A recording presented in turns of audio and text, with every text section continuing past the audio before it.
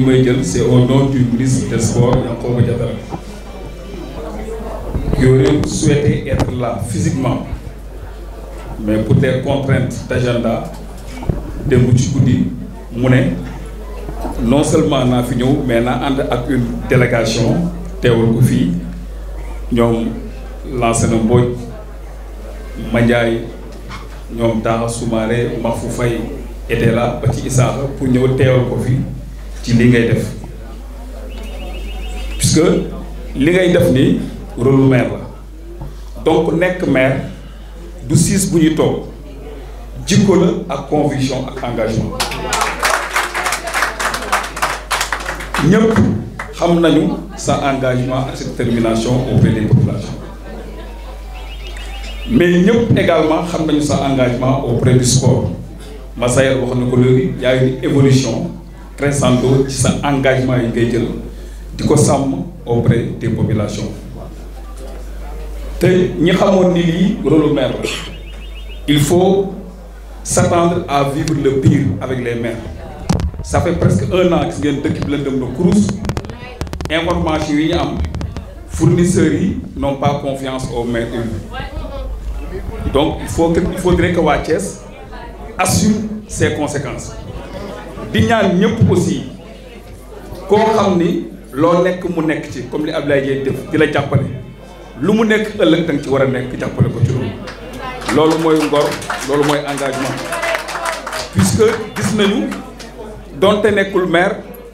bi mën mi amee dem na Sampa di dimbali population bi bërki démb dans la zone des Niayes Kër Moussé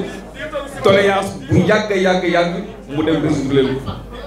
ak lii tey il faudrait que nit ñi xàmmee effectivement ñiy maire ak ñi toog ci siège loolu moo tax le ministre des sports Yankhoba Diattara ne nañu fi ñëw puisque moom également engagement bi mu am envers les populations yow la gis nga am ko ba président de la République tànn leen yéen ñaar cëral leen biir Thiès loolu son excellence le président Macky Sall ñun la ko defal ñun ñëpp waa Thiès te xam nañu ne moom du si rus ñun duñu ci rus moo tax le ministre des sports wax ma Diattara dafa bëgg AIBD ak ministère des sports signer un partenariat pour ngeen mën a jàppale population en général jàppale sport. damay fàttaliku 2016 di élection législative yi jeexee une semaine après Abdoulaye Dièye woo ma dama bëgg ASC bu nekk ci zone bi ngay jox ma couleur ma may leen ay équipements sportifs ak enveloppe financière pour ñu préparer nawetaan yi bëgguma ko woon def nag ci biir campagne bi ñu yaakaar ni politique moo tax ndem te man duma candidat te dafa am fu ma bokk moo tax ma bàyyi ba lépp jeex boobu nawetaan jotagul kooku nag buy wax social loolu mooy social buy def te ngi see taxul loolu mooy def te ngi see taxul donc je suis le mieux placé parce que sama zone la koy njëkk a defal tey muy ndaw 11 ASC la amoon am 10 ASC ba tey ñu ne 94 ASC dans la commune kooku bu ko defee tey def na lu ko war mais def na loo xamante ni social kese moo tax a jóg donc tey at bu jot sama zone dafay bénéficier loolu donc tey bu ñëwee 9 zones dans la commune 94 ASC ñëpp mën a bénéficier wu ci loolu loolu dañ koy sant monsieur le président di wax ni du ndomba tànk yi nga am tey moo tax yi am parce que bu ndomba tànk yi ñëw woon da koy def amoo ndomba tànk donc c'est ça la réalité di la ci félicité di la ñaanal parce que xam ne ci kanam rek la jëm tey ku nekk kuy politique ak ku politiqueul ku bokk ci fi nga nekk ak ku ci bokkul mën na laa seedeel ak yiw ci yow mën na saydee yaru mën na la sa nit homme de social kuy dimbale jigéen ñi kuy dimbale xale yi kuy dimbale sport te xaarul dara donc boo amee lu ëpp loolu wala boo amee lu ëpp loolu delloowaat ko ñi nga xamante ni ñoom ñoo lay tax sonn donc dama mos a toog ak yow nga wax ma man bu may yëngu politique social moo tax yëngu ko ci politique bu ndox tànk social moo tax muy yëngu politique te loolu yaakaar naa ni di nga ci ku la ci xam ko ba tey ci loolu lay gis donc di wax ni président Ousmane Diop tey il est empêché parce que dafa nekk école ne ma naa fi teewal donc may wax ci turam la wax ci tout le mouvement navétane avec ces 394 ASC dans le département sont satisfaits de leurs gestes. démb rek yaa ngi woon dans les zones de Soun xam nañu ko donc à ça soit à Kër Moussa et Soun toutes les ASC yoo xam ne lii nga ñu defal moom nga leen defal te loolu xëy na amaana ñu bëri yëg ñu ko fii waaye ñun yëg nañu ko parce que ñun dañoo bokk ci ñun donc yëkkati alal jox leen je crois que am na environ une enveloppe de 5 millions d'ailleurs pour décerner aux ASC waaw donc loolu nous sommes informés de ça donc loolu rek ñu ngi ciy sant bu baax parce que ñu ngi ko defal suñu njaboot moom koo ci defal rek yaakaar naa ni sama xamee ak yow dafa jóge ci final zonal bi am en 2016 entre Jalooré ak Bayal nga dëkk Bayal waa Bayal yëpp delloo la njukkal pare na leen seen final boobu par téléphone ñu passe ma la ñu waxante nga ne ma lan laay def ci final bi ma ne ko noonu li nga def Bayal rek doy na nga ne ma di final dafa metti il faut que ma dugg ci sama loxo wax ma loo bëgg ma ne ko loo def baax na nga insister ma ne booy naa la ak daaf je crois que il faisait un peu vers 16h à 20h ndem si yàlla ma jóg si nii moom nga ma boole ma déplacé woo waa Bayal ñu ma fi nekkoon ma dem këram nga jëkkati une enveloppe substantielle jox ko ne ma moom laa participé pour la finale xeeb naa ko nag mais depuis loolu ba léegi lépp loo doon def da nga koy doubler chaque année loolu nag c'est occasion la encore ma magnifier ko fii mais aussi di ñaanal kooku nga xam ne moo nekkoon ci diggante bi muy ndem si yàlla ma jëm sin yàlla xare ko àjjana. Merci beaucoup monsieur le président donc monsieur le ministre c'est une occasion pour le mouvement navétane de encore féliciter monsieur le ministre parce que lii bu amee yaakaar naa ñun nous les sportifs thiessois xam naa ni waxal monsieur le ministre que tous les sportifs thiessois taxaw nañ pour jàppale ko parce que sa réussite c'est la réussite du sport thiessois que ça soit muy le mouvement navétane que ça soit muy les clubs civils que ça soit muy les citoyens fii amul kenn koo xamante ni président de la République dana jël ndomba tànk teg jox ko sa loxo te ñi fi nekk ak foo mën a bokk dañ koy jël teg ko fële parce que lu ñu amal solo.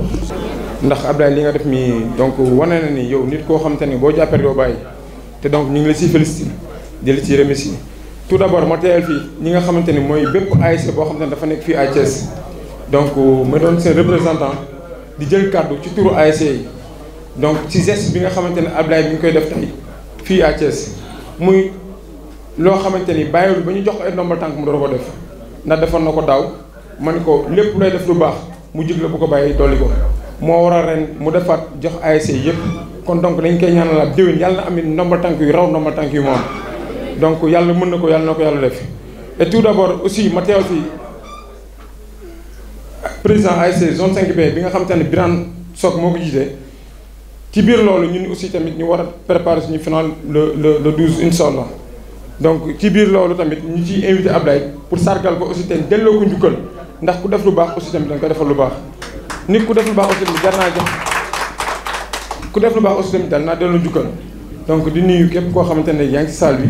di leen jaajëfal bu baax di wax ni Abdoulaye li nga def suñu xol sedd na ci donc di la wax ni Thiès gépp mi ngi sa ginnaaw dinañ la taxawu tey suba ak gannaaw suba te ndombal tànk yi nekk ci yow aussi tamit yàlla bu mu doon sëy mu jël ndombal tànk yàlla na yàlla dolli la yeneen yu gën a kawe ñëw ci barke Seydina Mohamed ci barke Alxuraan daa nga jël merci beaucoup. C'est un plaisir que je prends la parole au nom des présidents de zone pour donner notre participation d'abord en tant que vécu par rapport à ce qu'a fait monsieur Abdoulaye Dièye mais également décliner la feuille de route du mouvement navétane par rapport à ses actions sportives et sociales. Monsieur Dièye, je crois que ce moment est solennel parce que c'est la énième fois qu'on se retrouve en des circonstances pour appuyer, aider les ASC, les zones, l'ODCAV et même peut-être l'OCAV. Mais aujourd'hui c'est très symbolique parce que vous venez d'une consécration par rapport certainement à une résultante politique. Vous avez été élevé dans une direction que tous les Thiessois ont magnifiée et ça a été le plaisir de tout le monde et ça traduisait également votre engagement sur le plan sportif et sur le plan social à Thiès. je suis très bien placé pour en parler. En d'autres circonstances, il y a une dizaine d'années, je l'ai dit devant vous, on se connaît bien, dans une autre cérémonie où il n'y avait pas un enjeu politique ni un enjeu économique, vous étiez déjà dans le social, dans un tout autre contexte. Donc 10 ans plus tard, quand je me retrouve devant un panel pareil, où M. Dieye donne vraiment des lots aussi importants aux 94 ASC, je dis que vraiment M. Dieye a atteint, en tout cas du point de vue de ce qu'il avait dit, les objectifs du moyen terme. Je vous dis, M. Dieye, nous sommes très satisfaits, nous autres présidents de zone. Tous mes pairs sont là, de la zone 1A dirigée par M. Diawara, en passant par la zone 2 de M. Birane Gueye ici présent, la zone 3A de M. Birane Nia ici présent, la zone 4A que je dirige, la zone 4B de M. Papsar, la zone 5A de M. Saliou Diakhaté ici présent, la zone 5B de M. Birane Sok, toutes ces zones de Thiès, la zone, excusez-moi, 1B de M. Toumani Diallo ici présent, vraiment, toutes ces, et la zone 3B de M. Sonko, c'est la zone de Ersan, il est aussi ici présent. Je représente donc ces présidents qui ont été satisfaits autant que moi par rapport à ce que vous avez fait. Et vous nous enlevez vraiment une épine du pied parce que nous savons tous que la vie des ASC est difficile, le financement est difficile. Notre rêve a toujours été de doter nos ASC de moyens. Comme vous êtes sur ce terrain, vraiment vous nous enlevez une épine. Nous autres présidents, c'était l'occasion. Pas plus tard qu'il y a 48 heures, dans une discussion globale en réunion, les gens avaient pensé aller voir M. Dieye pour d'abord se satisfaire de tout ce qu'il a aujourd'hui, parce qu'il a été un partenaire, mais également de l'inviter aux différentes finales de zone qui vont se dérouler à partir de ce soir. Et tous les présidents de zone réunis ont estimé devoir vous inviter, ne serait-ce que pour magnifier ce que vous faites à Thiès et dans la jeunesse de Thiès depuis très longtemps. Et vraiment, recevez là vraiment cette invitation publique des zones de la commune de Thiès qui sont déjà dans la feuille de route pour les finales et qui vous invitent à cette manifestation, ainsi que toutes vos délégations.